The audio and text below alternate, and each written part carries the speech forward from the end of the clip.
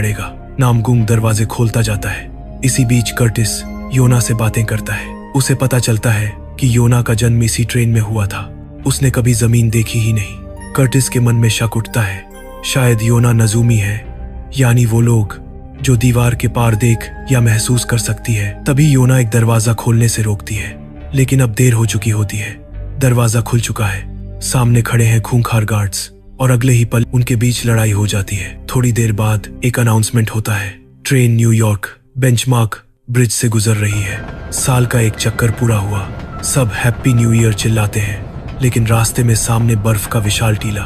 Train उसे तोड़ती हुई निकलती है। इसी दौरान नामगुंग योना को बाहर दिखाता है।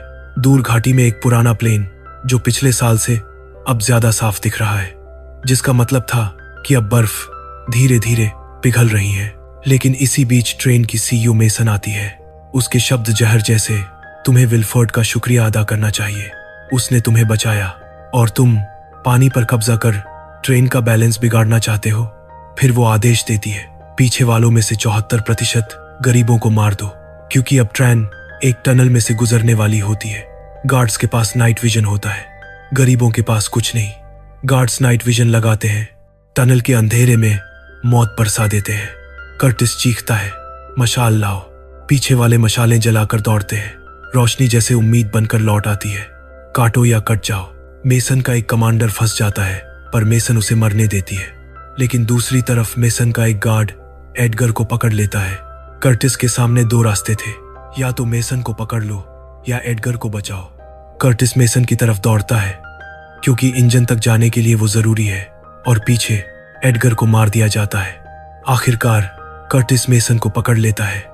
अब ये गरीब लोग मेसन को बंदी बना लेते हैं और टॉर्चर करते हैं। फिर वो लोग अपने बच्चों के बारे में पूछते हैं, कहाँ है वो?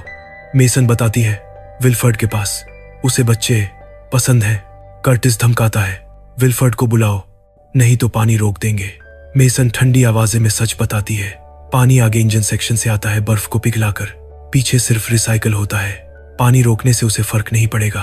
फिर मेसन एक डील करती है, अगर मुझे छोड़ा तो मैं तुम्हें इंजन तक पहुंचाऊंगी। कर्टिस मान जाता है। गिलियम और बाकी लोगों को यहीं रुकना होगा। ये फैसला होता है।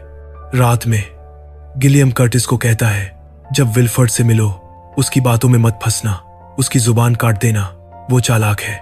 कर्टिस सिर हिलाता है। सुबह कर्टिस अपने 6 लोगों के ग्रुप के साथ आगे बढ़ता है।